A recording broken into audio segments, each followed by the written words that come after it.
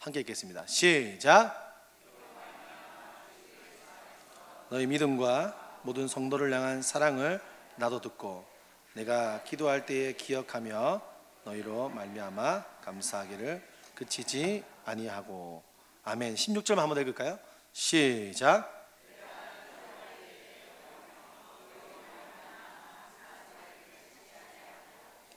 아멘.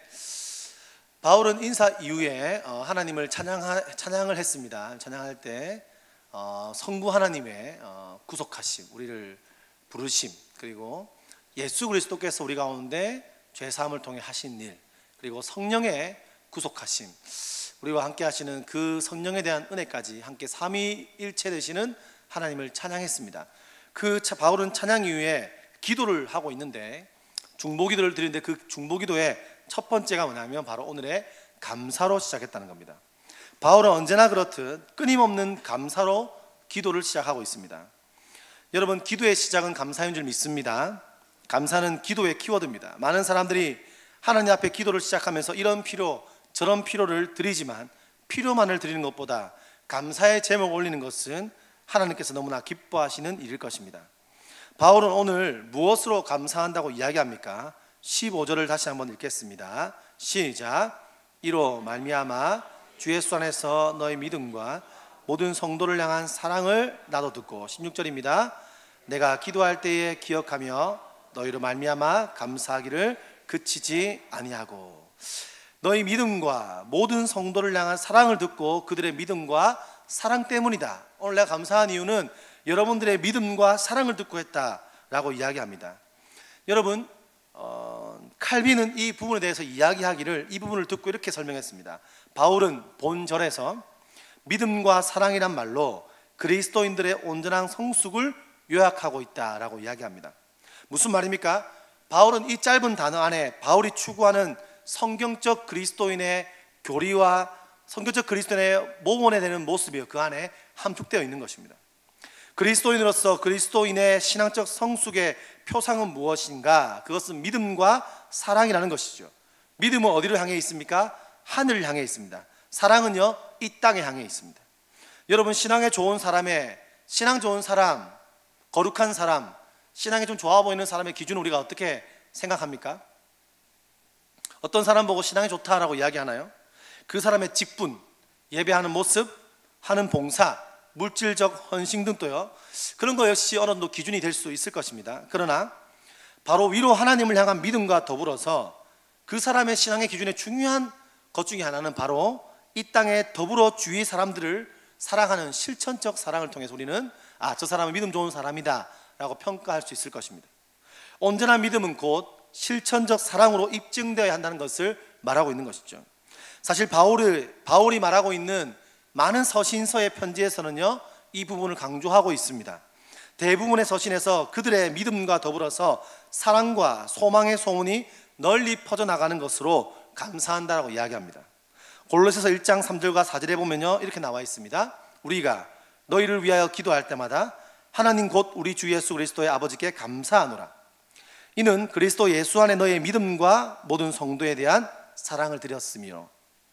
데살로니가 전서에서 이렇게 말합니다. 우리가 너희 모두로 말미암아 항상 하나님께 감사하며 기도할 때에 너희를 기억함은 너희의 믿음의 역사와 사랑의 수고와 우리 주 예수 그리스도에 대한 소망의 인내를 우리 하나님 앞에서 끊임없이 기억함이니. 한 구절만 더 보겠습니다. 데살로니가 후서에서는요, 형제들아 우리가 너희를 위하여 항상 하나님께 감사할지니 이것이 당연함은 너희 믿음이 더욱 자라고 너희가 다 각기 서로 사랑함이 풍성함이니. 패턴이 비슷하죠.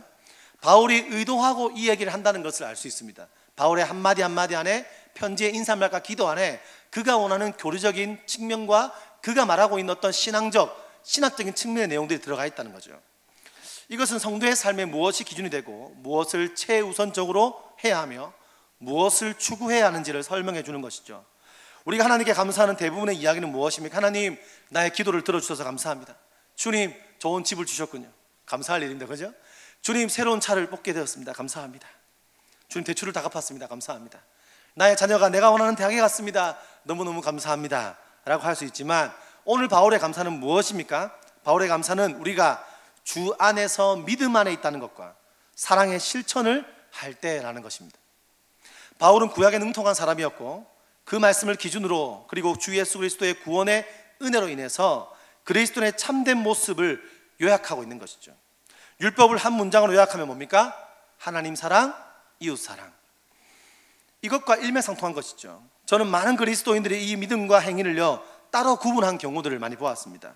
하나님을 예배하는 것이 우선이야, 하나님께 나아가는 것이 먼저야, 틀린 말이 아닙니다. 그러나 우리는 그것을 떼어내 생각하는 것 자체가 어쩌면 어폐가 있다는 것이죠.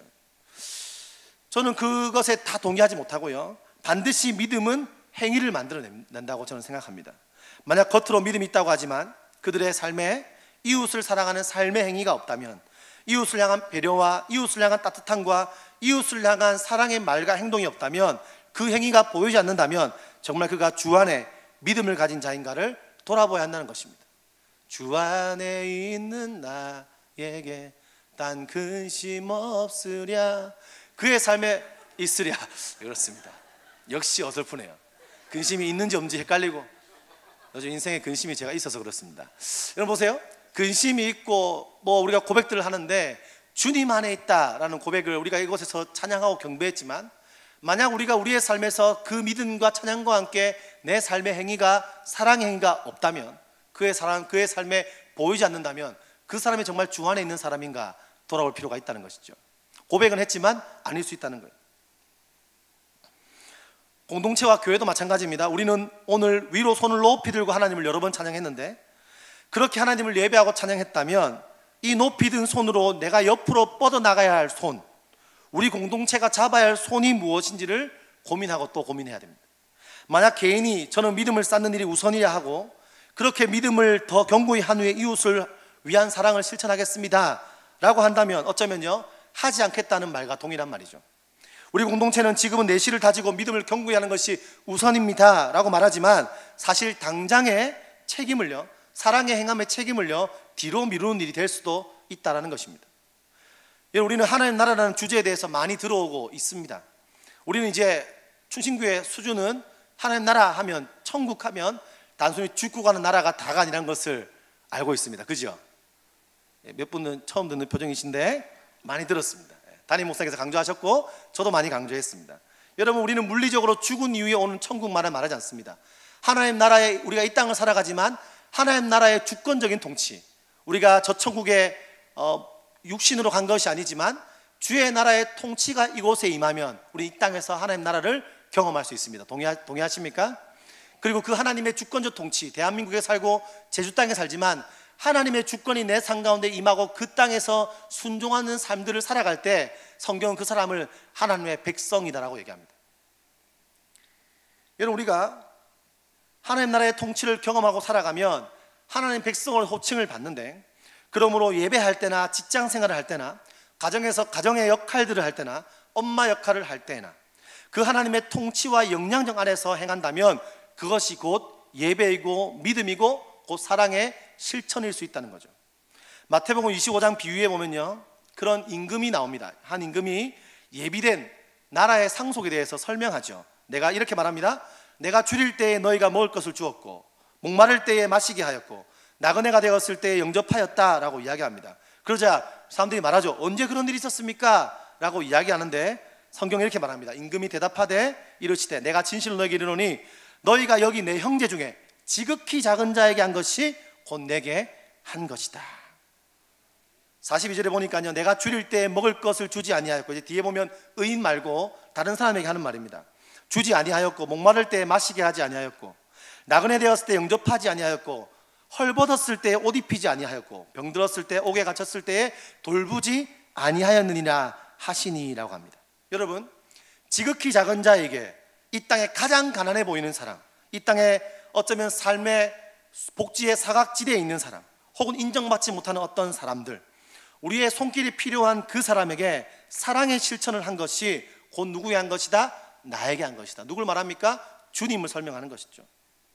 임금 되시는 그분께 하는 것이 무엇입니까? 여러분, 예수님께 하는 것이 무엇입니까? 그분께 한 것이다. 나에게 한 것이다. 그게 바로 예배입니다. 그죠?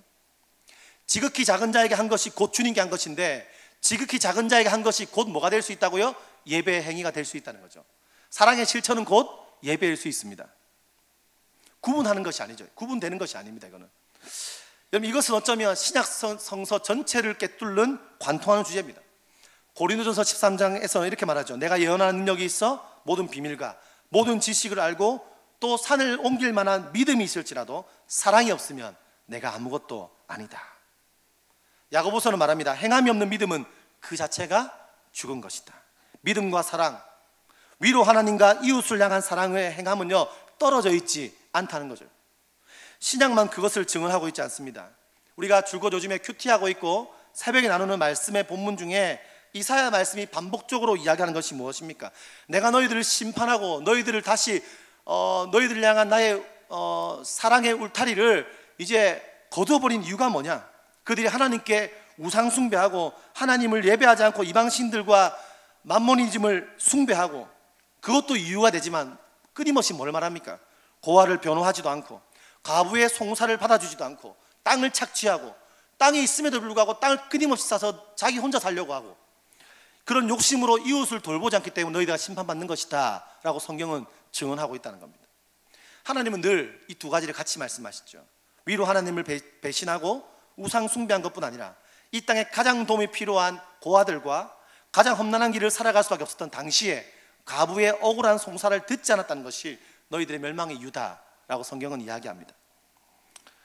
여러분, 그래서 거룩장으로 불리는 레위기 19장에서는요 거룩의 조건에 대해서 설명할 때 19장의 서두에는 그겁니다. 하나님을 예배하는 예배와 제의적 차원을 말하고 있습니다. 하나님께 예배 드리는 것. 그리고 그 뒤에 내용을 보면 어떤 말들이 있냐면 이웃에 대한 사랑과 거룩의 행위를 설명하고 있습니다. 즉 하나님의 사랑과 이웃 사랑을 설명하는 것이죠. 주님을 예배하는 것이 곧 거룩이고, 이 전체 장을 거룩장으로 보는데 이웃에게 실천하는 행위가 거룩의 행위라고 이야기합니다. 참 재미있는 것이 뭐냐면 현존하는 가장 레위기를 연구한 학자 중에서 가장 방대하고 고대 문헌과 법전과 임금 문헌들의 특징을 연구하는 제이콥 밀그롬이라고 하는 신학자는요, 많은 인근의 문헌들을 연구하다 보니까 이 고대 중동의 모든 이방 종교들 역시 특징이 있대요. 다 똑같은 특징인데 고대 이방 다른 종교들도요, 뭐냐면 자기의 신을 거룩하게 예배하고 그 다음은 이웃을 사랑하는 거라는 거예요. 그들의 신력, 그들의 이방 신들 역시 뭐가 있냐면 늘 했던 말이 뭐냐면 하나님, 자기가 믿고 있는 신을 예배하고 그 다음으로 이웃을 섬기는 것을 강조했다는 거예요. 그럼 고민이 생기는 거예요. 그렇다면 이 이방 종교들과 이방 종교도 그런 생각을 갖고 있다면 우리는 어떻게 생각해야 하냐는 거예요. 우리랑 똑같잖아요. 뭐가 다르냐는 거예요. 고대 중동의 종교들과 뭐가 다를 수 있냐는 거죠. 우리는 한국교회에서 십자가를 그리면서 위로는 수직으로 하나님, 수평으로 이웃을 향한 실천으로 보호하고, 수직은 거룩한 손으로, 수평은 그것의 결과물로 많이 이야기했습니다. 실제로 개신교만큼, 여러분 사실 개신교만큼 이웃을 많이 섬기는 데 별로 없습니다. 복지회관도 많고요, 엄청나게 좋은 일들을 많이 합니다. 그러니까 세상에서는 왜 개신교를 곱지 않은 시선으로 보고 있을까요? 많은 이유가 있지만 저는 어쩌면 이 두 가지, 위로와 역프로를요 떼어서 생각하기 때문이 아닌가라는 생각을 해봅니다. 제이콥 밀그롬이라는 학자는요 이 의문에 대해서 말하기를, 그가 연구하고 19장을 전체를 원어적으로 해석해보고 고민해보니 이 하나님을 거룩히 예배하는 제의적인 차원과 이웃을 바라보는 이 거룩이 윤리적 차원이여 따로 떨어져 있는 것이 아니라 하나 차원을 전체가 통으로 거룩으로 묶어냈다라고 이야기하는 겁니다. 무슨 말이냐면 여러분, 비슷한 말이지만 따로 있지 않고 그 하나님 예배하는 것과 이웃을 사랑하는 그것이 똑같은 예배고 똑같은 거룩이고 하나를 통으로 보았다는 거예요. 따로 떼어서 수직은 거룩이고 수평은 그렇지 않다라고 이야기한 것이 아니라는 거죠. 그러므로 레위기 본문에 보면 이런 말씀이 있습니다. 너는 내 이웃을 억압하지 말고 착취하지 말고 품굿의 삭슬 아침까지 밤새도록 내게 두지 말며. 이 무슨 말입니까? 이웃을 사랑을 실천하고 자신이 거룩한 삶을 사는 방법을 성경은 설명하고 있어요. 레위기에서 어떻게 하냐? 이웃을 억압하지 말래요. 착취하지 말래요. 자, 품굿의 삭스를 주는 사람은 어떤 사람입니까? 그 사람은 그 땅을 가진 사람이겠죠. 뭐 지금으로 따지면요 사장님 아니겠습니까? 그럼 사장의 거룩은 뭐냐? 사장이 해야 될 거룩은 그날의 품삯을, 그날을 잘 계산해 주는 게 그 사람의 거룩의 행위다라고 말한다는 거죠. 여러분, 우리는 이렇게 생각합니다. 기업이 있고 이따 한국에 있는 많은 크리스찬 기업들이 말해요. 우리는 아침에 모여서 큐티합니다. 예배합니다. 근데 그것만이 거룩의 기준이 아니라는 거예요.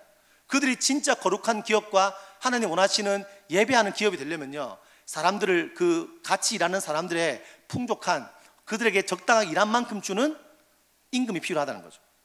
재판관은요, 재판을 공의롭게 하고, 장사하는 사람은 공평한 추를 사용해라는 거예요. 공평하게 하라는 거예요.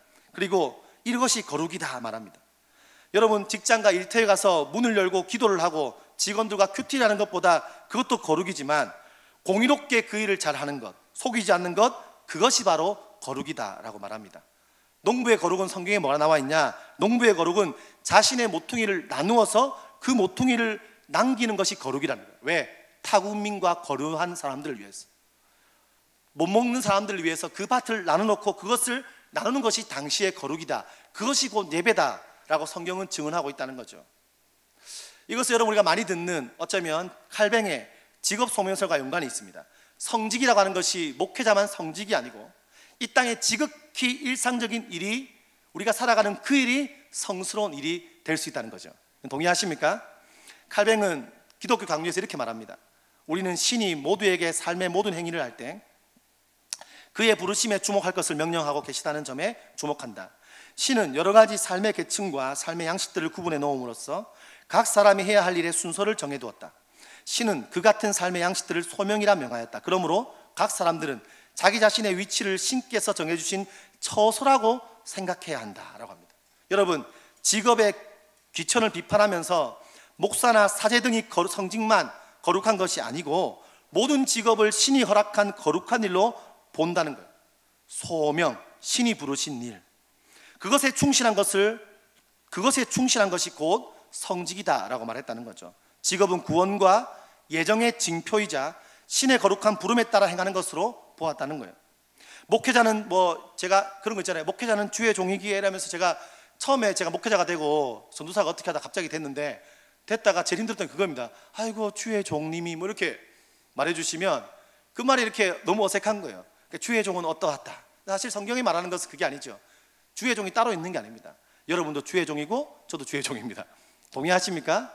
여러분, 저는 말씀을 전하는 노동자입니다. 여러분들, 어떤 사람들은요 서비스업에서 일하는 노동자입니다. 어떤 사람은 교육계통에서 일하는 노동자입니다. 각자마다 역할이 있는 거예요. 이런 말을 해석하면 누구나 설교할 수 있겠네요, 이렇게 말할 수 있는데 그게 아니라는 거죠. 성경을 배우고 공부하고 신학을 준비해서 역할 따라서 이것을 하나님의 내가 성스러운 일이라 생각하고 이 일을 진행하면 성직이 되는 거죠.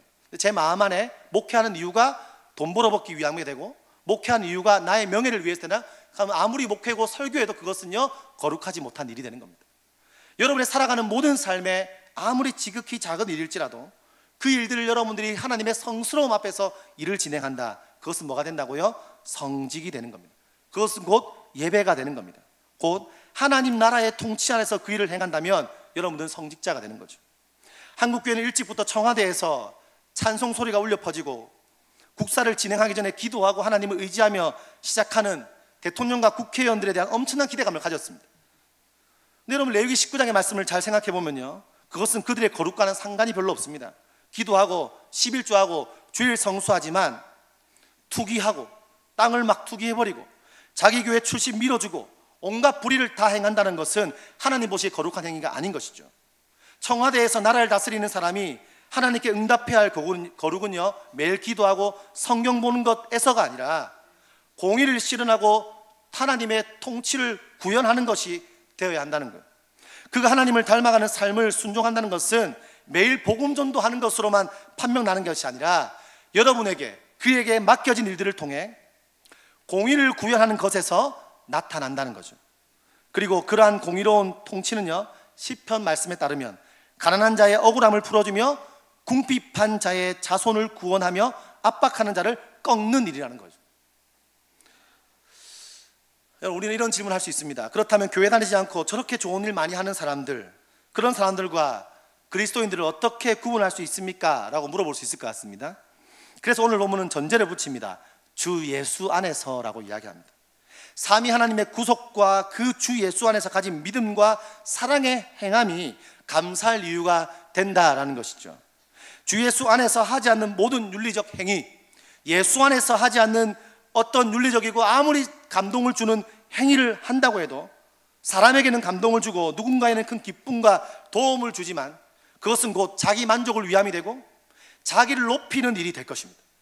그러나 여러분, 주 안에서 여러분들이 사랑의 수고를 아낌없이 한다면 성경을 잘 모를 수도 있고 교회 다닌 지 연수가 얼마 안 될 수가 있고 찬송을 멋지게 부르지 못하고 음치라도 때로는 재정의 궁핍으로 헌금을 내가 많이 하지 못한다 하여도 여러분들이 그런 삶을 주 예수 그리스도 안에서 한 걸음씩 실천하며 살아간다면, 그것이 윤리적으로 문제가 되지 않는다면 여러분의 모든 하는 일들은요 거룩한 일이 됩니다.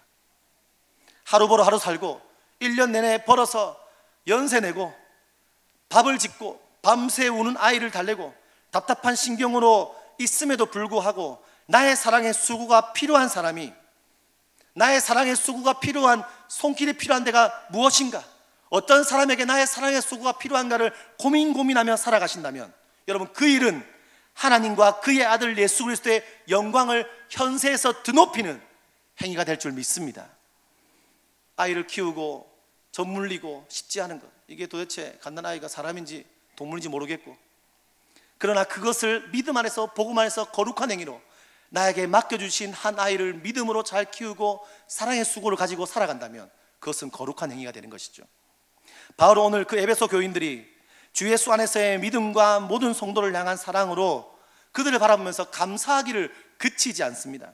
기도할 때마다 감사했다는 거예요. 너무너무 감사하다. 이유가 뭐라고요? 그들의 믿음과 주 안에서의 믿음과 사랑의 수고 때문에. 사랑 여러분, 여러분들은 믿음과 사랑의 수고가 누군가에게 감사가 되고 있습니까?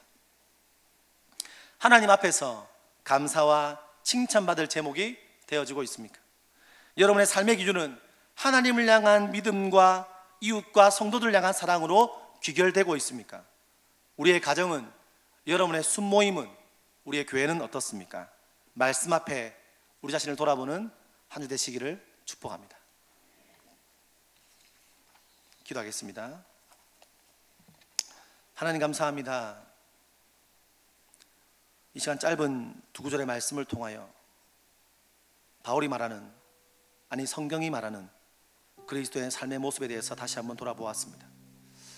주님, 우리가 믿음 안에 있게 하시고 믿음 안에서 끊임없이 우리의 삶을 점검하게 하시고 믿음과 더불어 이 땅 가운데 작은 예수로 오신 수많은 사람들, 지극히 자기 자들을 섬기기 위해서 나의 재정을 쓰고 시간을 쓰고 사랑의 수고를 아끼지 아니하는 우리의 삶이 될 수 있도록 인도하시고, 그 안에서 우리의 삶을 예배자로 부르시고 우리의 삶을 성직의 일로 부르신 그 주 앞에서 겸손하게 살아가는 우리 모두 될 수 있게 인도하여 주시옵소서. 예수님 이름으로 기도드렸습니다.